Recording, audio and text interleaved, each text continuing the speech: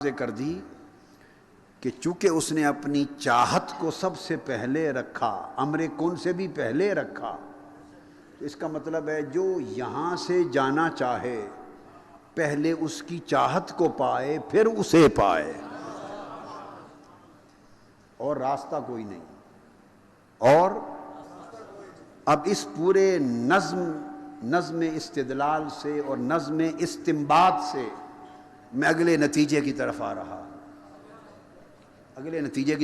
ہوں۔ چونکہ مصطفیٰ خدا کی چاہت، اس لیے حکم دیا جو مصطفیٰ کی اطاعت کرتا ہے وہی خدا کی اطاعت کرتا ہے، جو مصطفیٰ کی معصیت کرتا ہے وہی خدا کی معصیت کرتا ہے، جو مصطفیٰ کا ہے وہی خدا کا ہے، اور جو مصطفیٰ کا نہیں وہ خدا کا نہیں۔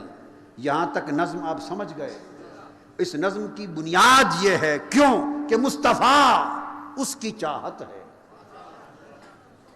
اور وہ چاہنے والا اس کو نہیں ملتا جو اس کی چاہت کو نہ چاہے اور اس کو چاہے، اس کو نہیں ملتا۔ جو اس کی چاہت سے دور رہے اور اس کے قریب آنا چاہے وہ نہیں۔ وہ کہتا ہے کہ مجھ تک آنے کا راستہ میری چاہت ہے۔ تو چونکہ مصطفیٰ کو محبوب بنا دیا، لہذا جو مجھ سے تعلق رکھنا چاہتا ہے وہ مصطفیٰ سے متعلق ہو جائے۔ جب آپ اس بارگاہ کی یہ بات سمجھ گئے تو اب ایک قدم آگے چلتے۔ وہاں چاہنے والا خدا تھا اور اب چاہنے والا مصطفیٰ ہے۔ وہاں چاہنے والا خدا تھا اور اب چاہنے والا مصطفیٰ ہے۔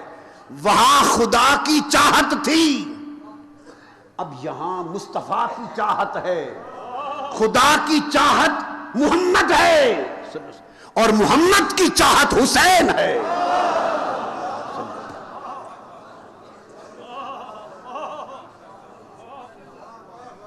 خدا کی چاہت مصطفیٰ ہے اور مصطفیٰ کی چاہت حسین ہے، جسے سینے پہ چلایا جا رہا ہے، جسے کندھوں پر کھلایا جا رہا ہے، جسے زباں کو چوسایا جا رہا ہے، جسے نماز کے سجدے میں اپنی کمر پہ کھلایا جا رہا ہے۔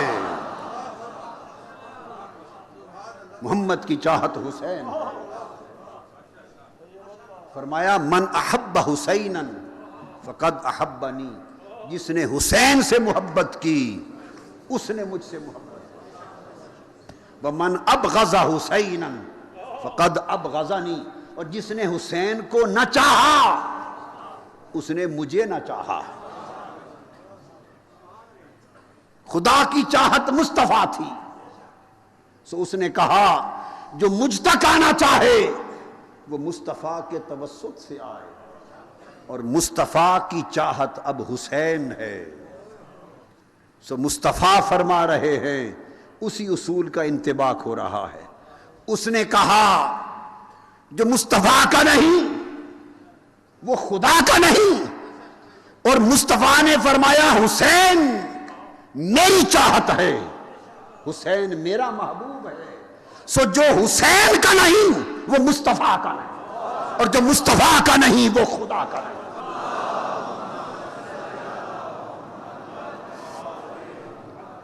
ورنہ خدا کی نماز ہو اور اللہ کے حضور سجدہ ہو اور مخلوق میں سے کسی کو کندھوں پر بٹھایا کھلایا جا رہا ہے یہ بات سمجھ میں آنے والی؟ بولیے نا، ہے یہ بات سمجھ میں آنے والی؟ خدا کی عبادت ہو، اللہ کے حضور سجدہ ہو، ہے کوئی اور؟ اس عبادت خدا کی حالت سجدہ میں، سجدہ کمال عبادت ہے، سجدہ معراج عبادت ہے۔ عبادت کی معراج میں ہے کوئی جو مصطفیٰ کی پشت پر کھیلا ہو؟ ایک حسن ہے ایک حسین ہے۔ عبادت اور نماز کے معراج کے وقت اگر حسین کو پشت پر کھلایا ہے تو کیوں؟ اس لیے کہ وہ مصطفیٰ کی چاہت ہے، مصطفیٰ کی چاہت ہے۔ اور میں جو عرض کر رہا ہوں نکتہ، یہ میرا استدلال نہیں، یہ وہی کچھ ہے جو مصطفیٰ نے فرمایا صلی اللہ علیہ وسلم۔ روایت ہے بہت سی کتب حدیث میں، ترمذی شریف میں ہے، مسند امام احمد بن حنبل میں ہے، طبرانی میں ہے، کنز المال میں ہے، بہت ساری کتب حدیث میں، ابن ماجہ میں ہے، کئی کتابوں میں ہے۔ صحابی کہتے ہیں کہ ہم نے آقا علیہ الصلوۃ والسلام کے پیچھے نماز پڑھی، حسین کھیل رہے تھے، ہم نے نماز پڑھی، سجدے میں گئے اور انتظار کرتے رہے کہ اب اللہ اکبر کہہ کر حضور اٹھیں گے۔ بڑی دیر ہو گئی مگر حضور علیہ السلام سجدے سے نہیں اٹھے۔ صحابی کہتے ہیں اور دیر ہو گئی، اور دیر ہو گئی، اتنی دیر ہوئی کہ حدیث نبوی کے الفاظ ہیں۔ صحابہ کرام کہتے ہیں، فرماتے ہیں کہ ہمیں اللہ نہ کرے پریشانی کا خیال آ گیا کہ کہیں حالت سجدہ میں، مطلب ان کا یہ ہے کہ کہیں روح اقدس جسد پاک سے پرواز تو نہیں کر گئی، کہیں آقا علیہ السلام وصال تو نہیں فرما گئے۔ اتنی دیر ہو گئی کہ کہتے ہیں ہمیں اللہ معاف کرے پریشانی کا خیال آ گیا۔ تو صحابی کہتے ہیں اتنی دیر لگی حضور کے سجدے میں کہ میں نے سمجھا یہ بھی ممکن ہے کہ کہیں اٹھ گئے ہوں، مجھے نہ سمجھ آئی۔ وہ کہتے ہیں میں نے سجدے سے سر اٹھا کے دیکھا، سر اٹھا کے دیکھا تو حضور بدستور سجدے میں تھے اور حسین مصطفیٰ کی پشت پہ کھیل رہے تھے۔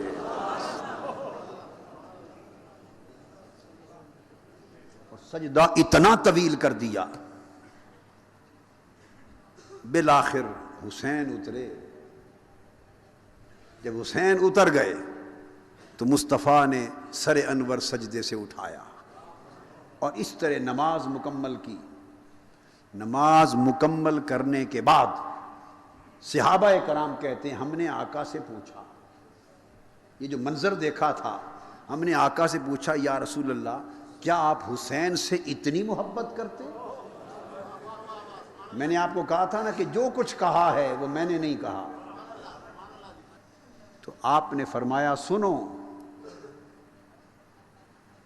انی احب حسنا و حسینا ومن احبہ، اور ایک فرمایا انی احب حسینا، میں حسین سے محبت کرتا ہوں اور میں حسن اور حسین سے محبت کرتا ہوں۔ اور فرمایا من احبہما فقد احبنی، آج سے تم بھی سن لو جو ان سے محبت کرے گا وہی میرا محب ہوگا۔ ومن احبنی فقد احب اللہ، اور جس نے جو مجھ سے محبت کرے گا وہ اللہ سے محبت کرے گا۔ ومن ابغضنی ومن ابغضہما فقد ابغضنی ومن ابغضنی فقد ابغض اللہ، اور جو ان سے بغض رکھے گا، جو ان سے بغض رکھے گا وہ مجھ سے بغض رکھے گا، اور جو مجھ سے بغض رکھے گا وہ خدا سے بغض رکھے گا۔ تو اشارہ یہ فرما دیا۔ اور پھر ایک حدیث میں آقا نے فرمایا کہ حسین منی وانا من حسین، اور یہ بھی سن لو حسین مجھ سے ہے اور میں حسین سے۔ اس کا مطلب یہ ہے کہ محبت حسین کی آقا علیہ السلام نے اس کا وہ درجہ اور رتبہ بیان کر دیا کہ حسین مصطفیٰ کی پشت پر چڑھا رہے تو حسین سجدے سے، تو مصطفیٰ سجدے سے سر نہ اٹھائیں۔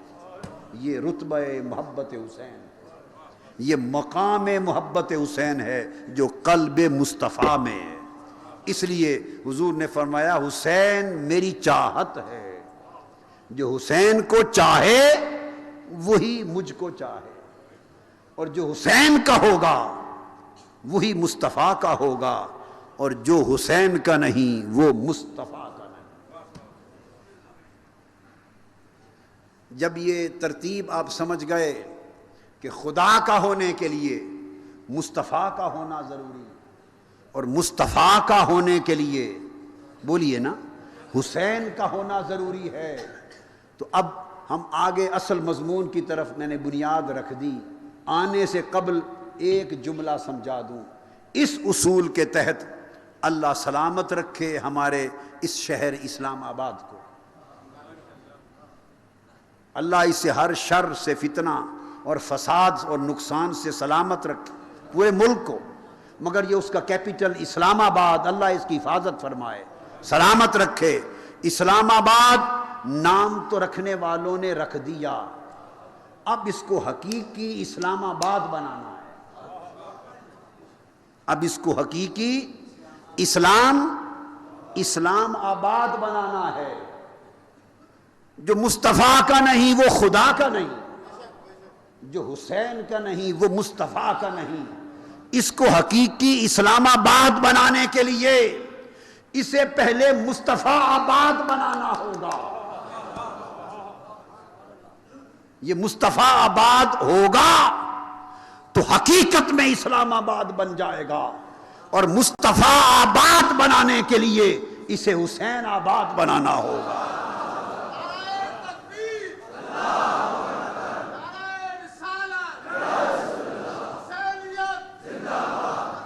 یہ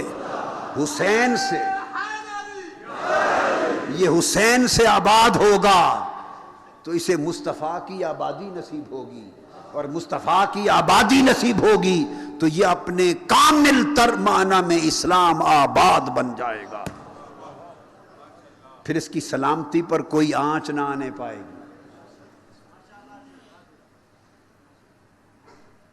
یہ تمہید کے طور پر جو مضمون میں نے آپ کے سامنے رکھا، اس لیے کہ شہادت حسین کی حقیقت کو سمجھ سکیں۔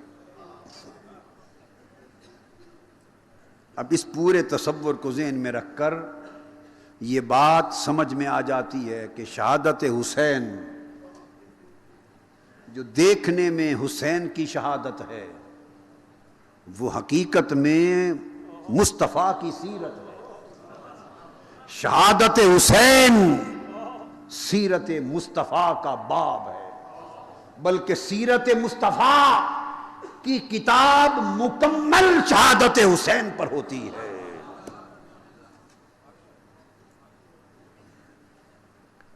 اللہ پاک نے قرآن مجید میں فرمایا، من یطع اللہ والرسول فاولئک مع الذین انعم اللہ علیہم من النبیین والصدیقین والشہداء والصالحین وحسن اولئک رفیقا۔ جو لوگ اللہ اور اس کے رسول کی اطاعت کرتے ہیں وہ انعام یافتگان کے ساتھ ہو جائیں گے، انعام یافتہ بندوں کی سنگت میں ہو جائیں گے۔ اور انعام یافتہ لوگ کون ہیں؟ فرمایا پہلے انبیاء ہیں، صدیقین ہیں، شہداء ہیں اور صالحین ہیں۔ یہ چار طبقے قرآن کی روح سے انعام یافتگان، اور انہی کے لیے فرمایا اہدنا الصراط المستقیم صراط الذین انعمت علیہم۔ مولا اپنے انعام یافتہ بندوں کے پیچھے چلا، انعام یافتہ بندوں کے پیچھے چلا، اور انعام یافتہ بندے چار طبقات میں ہیں، پانچواں کوئی نہیں، یا نبی ہیں، یا صدیق ہیں، یا شہید ہیں، یا صالح ہیں۔ تو چار انعام یافتگان سے معلوم ہوا کہ اللہ کی عظیم تر نعمتیں چار ہیں۔ اللہ کی نعمتیں بولیے چار ہیں، عظیم نعمتیں، ایک نبوت، ایک صدیقیت، ایک شہادت اور ایک صالحیت، چار نعمتیں۔ اور قاعدہ یہ ہوا کہ اللہ نے جتنی نعمتیں کائنات میں پیدا کی، کائنات امر و خلق میں، عالم امر و خلق میں اللہ کی جتنی نعمتیں وہ ساری نعمتیں مصطفیٰ کی جھولی میں صلی اللہ علیہ وسلم. کوئی نعمت وجود مصطفیٰ سے خارج نہیں اور کوئی نعمت دامن مصطفیٰ سے باہر نہیں. جتنی نعمتیں ہیں وہ دامن مصطفیٰ میں ہیں اور جو دامن مصطفیٰ میں نہیں وہ نعمت نہیں، وہ نعمت نہیں. اور اس نے نعمتوں کا کمال بیان کرتے ہوئے فرمایا کہ جب کمال پر پہنچو تو ساری نعمتیں ان 4 نعمتوں میں ہیں. اللہ کی سب نعمتیں ان 4 نعمتوں میں ہیں جن کا میں نے ذکر کر دیا: نبوت، صدیقیت، شہادت اور صالحیت. اور پھر اس نے قاعدہ بنایا کہ کائنات میں جس کو بھی کوئی نعمت ملی مصطفیٰ کے توسل سے ملی. انما انا قاسم واللہ یعطی، اللہ سب کچھ مجھے عطا فرمانے والا ہے اور تقسیم فقط میں کرنے والا. یہ میں نے لفظ بولا فقط، یہ انما کا معنی ہے، یہ کلمہ حصر ہے، یہ کلمہ حصر ہے. فرمایا کہ عطا تو مجھے خدا کرتا ہے مگر تقسیم فقط میں کرتا ہوں، مصطفیٰ کرتا ہوں. تو حضور قاسم النعم ہوئے، وہ اللہ تمام نعمتوں کا مصطفیٰ کو عطا کرنے والا، اور مصطفیٰ ہر ایک کے حسب حال اس کی نعمتوں کو تقسیم کرنے والے. تو کسی کو جو بھی نعمت ملی مصطفیٰ کے صدقے سے ملی، مصطفیٰ کے دامن سے ملی، مصطفیٰ کی ذات سے ملی، اور جس کو مصطفیٰ کی ذات سے نہیں ملا اس کو نعمت نہیں ملی. تو اب پتہ چلا کہ نبوت بھی مصطفیٰ کے وجود میں تھی. حضور نبی تھے، سو نبیوں کو نبوت کی نعمت تصدق کے مصطفیٰ سے ملی. صدیقیت سچائی، کیا سچائی مصطفیٰ میں تھی، اور سب سچوں کو صدیقیت مصطفیٰ کے دامن سے ملی. اور صالحیت نیکوکاری بزرگی تقرب مصطفیٰ میں صالحیت تھی، اور کائنات کے سب صالحین اور نیکوکاروں کو نیکی مصطفیٰ کے تصدق سے ملی. سوال اٹھا کہ ایک نعمت ان 4 نعمتوں میں شہادت ہے، اور شہادت ظاہراً مصطفیٰ کے دامن میں نہیں.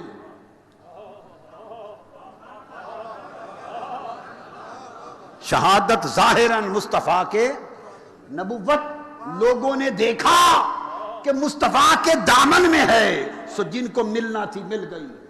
صدیقیت دیکھا مصطفیٰ کے دامن میں ہے، جن کو ملنا تھی مل گئی. صالحیت مصطفیٰ کے دامن میں تھی، جن جن کو صالحیت ملنا تھی مل گئی. اور یہاں تو امت میں اور امت سے پہلے ہزاروں لاکھوں شہید ہوئے جو نعمت شہادت سے بہرہ یاب ہوئے، جو نعمت شہادت سے بہرہ یاب ہوئے. اور وہ شہادت بہت سو کو ملی مگر مصطفیٰ کے اپنے دامن میں ظاہراً نہ تھی.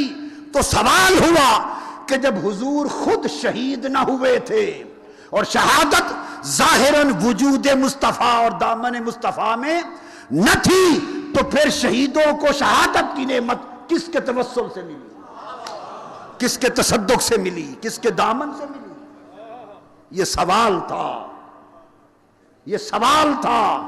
حسین اس کا جواب ہے. یہ سوال تھا، حسین اس کا جواب ہے. تو سوال ابھرا کہ شہیدوں کو شہادت کس کے توسل سے ملی؟ ہاں تو جواب ہوا کہ وہ بھی مصطفیٰ کے توسل سے ملی. جواب وہ بھی مصطفیٰ صلی اللہ علیہ وآلہ وسلم کے توسل سے ملی، اور وہ بھی حضور علیہ السلام کے دامن سے ملی، اور وہ بھی حضور علیہ السلام کی ذات سے ملی. اب آپ پوچھیں گے وہ حضور کے دامن سے کیسے ملی؟ کہ حضور تو شہید ہو کے وفات نہیں ہوئی. ظاہراً جو شہید کا معنی ہے اس شکل میں وفات اور وصال پاک نہیں ہوا. تو جب خود شہید نہیں ہوئے تو شہادت کی نعمت کیسے حضور کی بارگاہ سے ملی؟ اگر آقا علیہ الصلوۃ والسلام شہید ہو جاتے ابو جہل کے ہاتھوں، ابو لہب کے ہاتھوں، دشمنان اسلام کے ہاتھوں شہید ہو جاتے کسی غزوہ میں، کسی مقام پر، تو اللہ کا وعدہ غلط ہو جاتا. شہید تو دشمن کے ہاتھ سے شہادت ہوتی ہے، شہادت تو دشمن کے ہاتھ سے ہوتی ہے، اور اس کا وعدہ تھا میرے مصطفیٰ، میری چاہت، تیری وفات کسی تیرے دشمن کے ہاتھ سے نہ ہوگی، کسی دشمن کے ہاتھ سے تیری وفات. واللہ یعصمک من الناس، قرآن کہتا ہے اللہ آپ کو سب انسانوں سے محفوظ رکھے گا. عصمت اور حفاظت کا اس نے پہرا دے دیا ہے کہ کوئی دشمن آپ کو گزند نہیں پہنچا سکتا، اور کسی دشمن کے حربے اور حملے سے آپ کی وفات، بولیے نا، نہیں ہوگی. یہ قرآن میں اللہ کا وعدہ ہے. تو اس کا وعدہ تھا کہ دشمن کے ہاتھوں آپ کی وفات اور وصال نہ ہوگا، اور ادھر ضرورت ہے کہ آپ شہید بھی ہوں، اور قرآن کا وعدہ کہتا ہے کہ شہید نہ ہوں. اور تقسیم نعمت کی شان، شان قاسمیت کہتی ہے کہ شہید ہوں. تو پھر جب یہ ہوا کہ وہ شہادت تو ہوگی حضور صلی اللہ علیہ وآلہ وسلم کی، مگر وجود مصطفیٰ پر نہ ہوگی. شہادت تو دامن مصطفیٰ میں پائی جائے گی اور ہے، مگر وہ ذات مصطفیٰ پر نہ ہوگی. اس کے لیے ضروری تھا کہ جب حضور کے وجود پر نہ ہو شہادت، تو یہ بھی سن لیں کہ شہادت ہے کیا. ایک ہے شہادت کی حقیقت، شہادت کا جوہر، شہادت کا جوہر. ایک ہے شہادت کی ظاہری ہیئت، ظاہری شکل و صورت شہادت کی. جوہر اور حقیقت شہادت یہ ہے کہ شہادت کی خواہش ہو، شہادت کی تمنا ہو، دل میں شہادت کی آرزو ہو. اگر آرزو شہادت نہ ہو اور جان بچا کر بھاگ نکلنے کا ارادہ ہو، تو دشمن سے لڑتے ہوئے محاذ پہ مر بھی جائیں تو شہید نہ ہوں گے. بھاگ جانے کا ارادہ ہو، جان بچا نکلنے کا ارادہ ہو، اور کافر کی ڈولی سے مر جائیں تب بھی موت ہے، شہادت نہیں. تو آقا علیہ السلام، حدیث پاک صحیح بخاری میں ہے، آپ میں کمال درجہ آرزو شہادت تھی. آپ نے فرمایا لوددت ان اقتل فی سبیل اللہ ثم احیا ثم اقتل ثم احیا ثم اقتل ثم احیا ثم اقتل.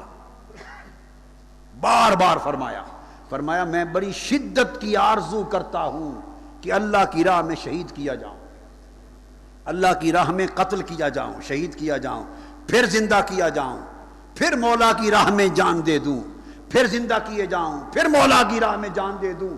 اس طرح وہ جان دیتا رہے، میں اس پر جان نچھاور کرتا رہوں. فرمایا میری شدت کی آرزو.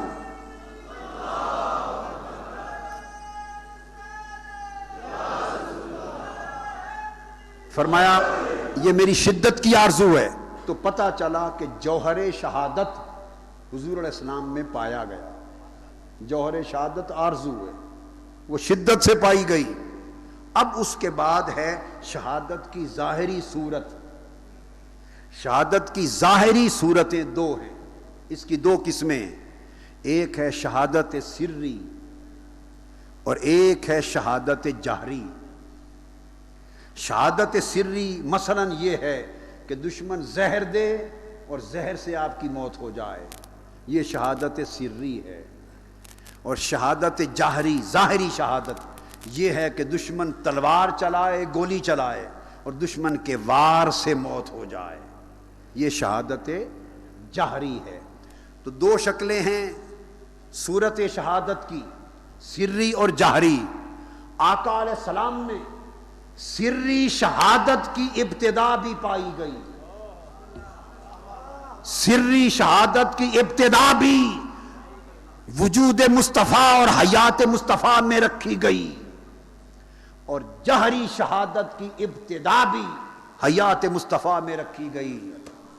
خیبر کے دن جب یہودی عورت نے زہر میں بجھا ہوا گوشت حضور کو کھلا دیا، آپ نے گوشت کی بوٹیاں، زہر آلود گوشت کی بوٹیاں تناول فرما لی، ایک صحابی دو صحابیوں نے بھی تناول کر لی۔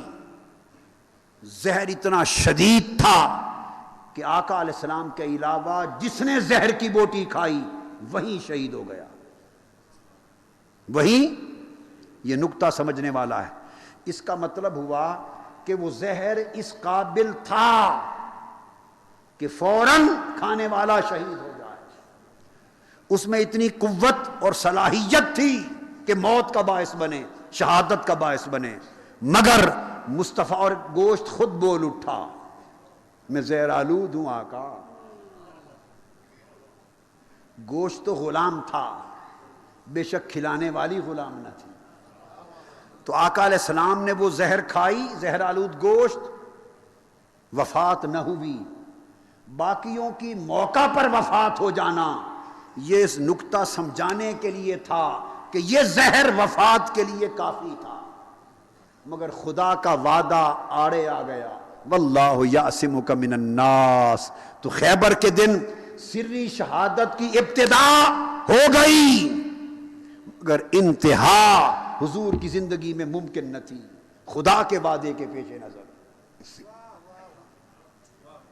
آغاز ہو گیا، مگر اس کا انجام حضور کی حیات میں ممکن نہ تھا، خدا کے وعدے کے باعث۔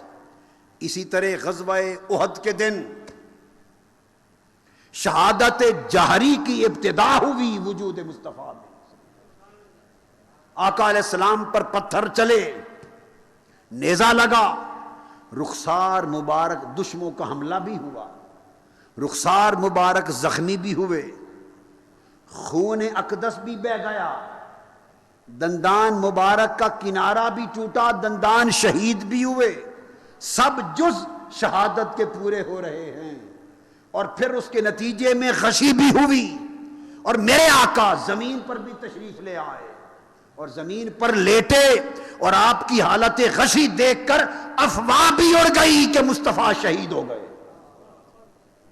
وفات پا گئے، اور بگدڑ مچ گئی۔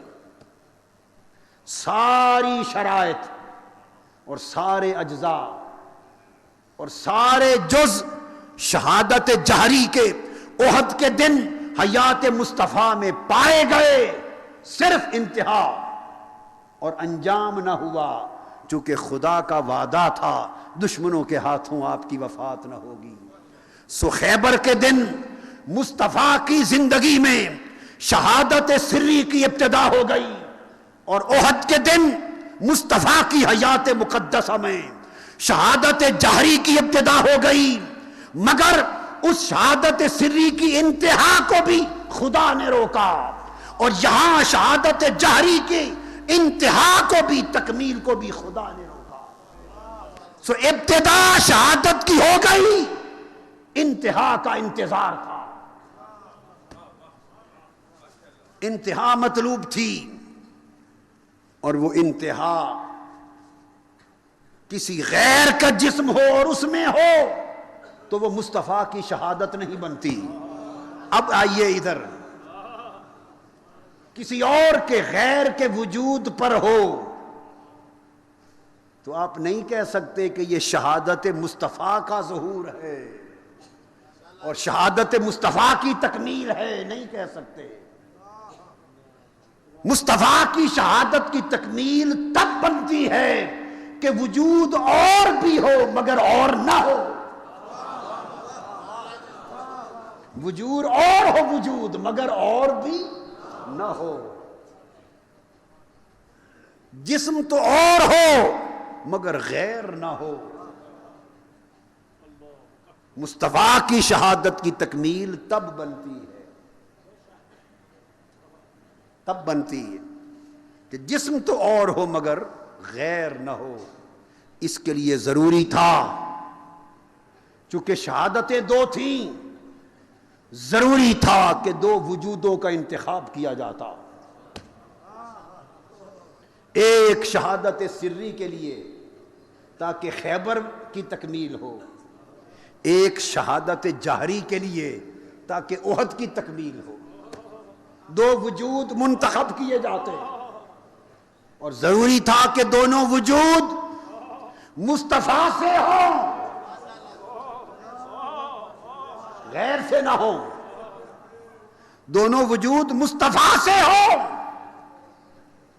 تب شہادت مصطفیٰ کی تکمیل پذیر ہوتی ہے. مگر یا تو حضور کے اپنے صلبی صاحبزادے ہوتے، طیب و طاہر ہوتے، قاسم ہوتے، ابراہیم ہوتے، یا تو اپنے صلبی صاحبزادے ہوتے تو پھر دنیا کہتی اور سمجھتی کہ ہاں مصطفیٰ سے ہے. ان کو بھی زندہ رکھنا مقصود نہ تھا،